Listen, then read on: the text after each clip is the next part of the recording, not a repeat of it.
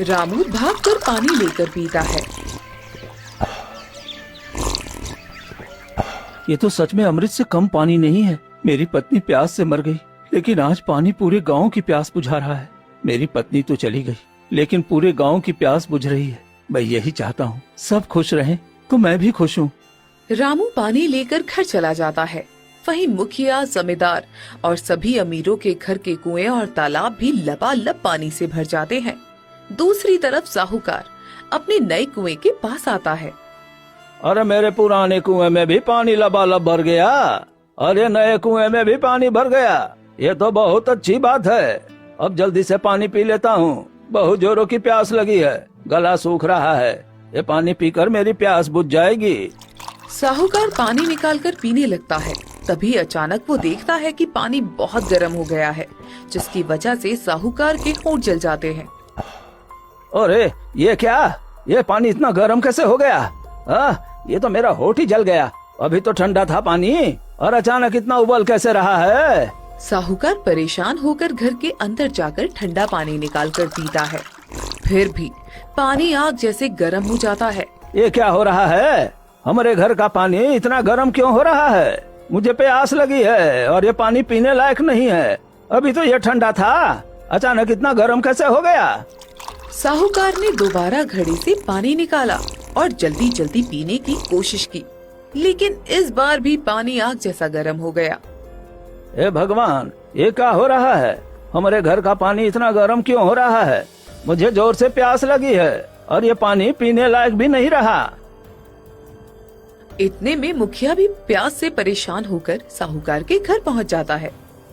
अरे साहूकार, कहीं भी ठंडा पानी नहीं मिल रहा, हर जगह पानी आग जैसा गर्म हो गया है। मेरे घर का भी यही हाल है मुखिया जी। अभी मटके से पानी निकाला था, पर जैसे ही पीने लगा वो भी आग जैसा गर्म हो गया। ये कोई साधारण बात नहीं है साहूकार, लगता है हमारे साथ कुछ बहुत बड़ी अनहोनी होने वाली है। अब मुखिया और साहूकार दोनों डर और प्यास से बेहद परेशान हो गए। उन्हें समझ ही नहीं आ रहा था कि अचानक पूरे गांव का पानी इतना गर्म कैसे हो गया। प्यास से परेशान होकर मुखिया और साहूकार गांव के दूसरे अमीरों के घर जाने लगे। उन्हें उम्मीद थी कि शायद कहीं तो ठंडा पानी मिल जाएगा। भाई, हमारे यहाँ तो पानी उबल रहा है, सोचा तुम्हारे यहाँ थोड़ा पानी मिल जाएगा। अरे साहूकार जी, यहाँ भी वही हाल है। कुएं से पानी निकालो तो ऐसे लगता है जैसे खौल रहा हो। ये सुनकर मुखिया और साहूकार की चिंता और बढ़ जाती है। वो दूसरे अमीर के घर जाते हैं। भाई, तुम्हारे यहाँ पानी ठीक है ना? हमें बहुत प्यास लगी है। नहीं मुखिया जी, हमारे घर का पानी भी उबल रहा है। कोई समझ ही नहीं पा रहा है कि हो क्या रहा है। अब पूरे गांव के जितने भी अमीर लोग थे, सभी घबराने लगे थे। हर घर का पानी आग जैसा गर्म हो गया था और कोई भी उसे पी ही नहीं पा रहा था। ये देखकर मुखिया और साहूकार के मन में डर बैठने लगा। मुखिया जी, ये हो क्या रहा है? अरे मुझे बहुत जोर की प्यास लगी है और मैं पानी पी नहीं पा रहा हूँ, क्योंकि सभी पानी ऐसे गर्म हो जाते हैं। वहीं दूसरी तरफ गांव के गरीब लोगों की बस्ती में बिल्कुल अलग नजारा था।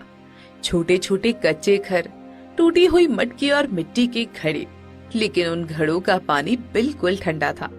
भयानक गर्मी के बावजूद पानी में जरा भी गर्माहट नहीं थी। अजी सुनते हो जी, जरा आकर तो देखो, इतना तपता मौसम है, लेकिन हमारे मटके का पानी अभी भी कितना ठंडा है। सच में, सुबह तो ऐसा लग रहा था कि आज तो प्यास से जान ही निकल जाएगी। ये पानी बहुत ठंडा है, जैसे किसी ने इसमें ठंडक भर दी हो। भगवान का लाख लाख शुक्र है, वरना इस भयानक गर्मी में हम लोग कैसे जीते जी। इतने में पड़ोस का एक गरीब आदमी घबराया हुआ उनके घर आता है। अरे भाई, सुना तुम लोगों के घर का पानी ठीक है? हाँ भाई, भगवान की कृपा से हमारे यहाँ पानी बिल्कुल ठंडा है। क्यों, क्या हुआ? अरे पूरे गांव में हाहाकार मचा हुआ है। अमीरों के घर का पानी आग की तरह उबल रहा है, कोई भी उसे पी नहीं पा रहा है। क्या सच में? लेकिन हमारे यहाँ तो ऐसा कुछ नहीं है। हमारे घर के मटके का पानी भी बिल्कुल ठंडा है, मैंने अभी पिया है। हाँ, हमारे यहाँ भी वही हाल है, लेकिन अमीरों के घर का पानी उबल रहा है। ये बात समझ में नहीं आ रही है। इधर चौपाल के पास सभी अमीर लोग प्यास के मारे तड़प रहे थे और कुछ अमीर और कुछ गरीब आदमी जुटे। ये समस्या सिर्फ हम अमीरों के साथ हुआ है, लेकिन क्या गरीबों के साथ भी ऐसा ही हो रहा है? तभी रामू बोलता है। नहीं मुखिया जी, हम लोगों को तो बहुत ही अमृत जैसा पानी मिलता है, एकदम चंचल, शीतल और ठंडा। ऐसा पानी हमने कभी नहीं पिया। ये कैसे हो सकता है? तुम लोगों को गर्म पानी क्यों नहीं मिलता? क्योंकि आप लोगों ने एक साधु को पानी नहीं दिया और ऊपर से गरीबों को नीचा दिखाया, इसलिए भगवान ने आप सबको इसकी सजा दी है। मुखिया जी, आप चाहे उस साधु को कुछ भी कह लें, लेकिन वो भी इंसान थे, प्यास से तड़प रहे थे, बस एक घड़ा पानी मांग रहे थे। अगर उस दिन आप लोगों ने उन्हें पानी दे दिया होता तो शायद आज भगवान भी आप पर इतनी नाराजगी नहीं दिखाते। रामू, तू हमें भगवान का डर दिखा रहा है, हाँ? हम किसी साधुवादों को नहीं मानते, ये सब ढोंगी होते हैं। ऐसे लोग लोगों की दया का फायदा उठाते हैं। मुखिया जी, गरीब लोग तो बस भगवान को ही मानते हैं, क्योंकि हमारे पास और कोई सहारा नहीं होता। जब अमीर लोग हमें ठुकरा देते हैं तब हम भगवान से ही आस लगाते हैं। हाँ, क्योंकि तुम लोग गरीब और कमजोर होते हो, इसलिए हर बात में भगवान का नाम लेते हो, लेकिन हम इन सब बातों में विश्वास नहीं करते। गरीब इसीलिए भगवान को मानते हैं क्योंकि हमारे पास ताकत नहीं होती, न पैसा होता है, न सहारा, लेकिन भगवान सब देखता है। मुखिया जी, जब किसी प्यासे को पानी नहीं मिलता, जब किसी गरीब का मजाक उड़ाया जाता है, तब ऊपर वाला जरूर न्याय करता है। अरे बस कर रामू, अपनी ये दुख भरी कहानी कहीं और सुनाना, हमें इन बातों से कोई फर्क नहीं पड़ता। रामू वहाँ से चला जाता है। सभी अमीर लोग परेशान होकर बैठ जाते हैं।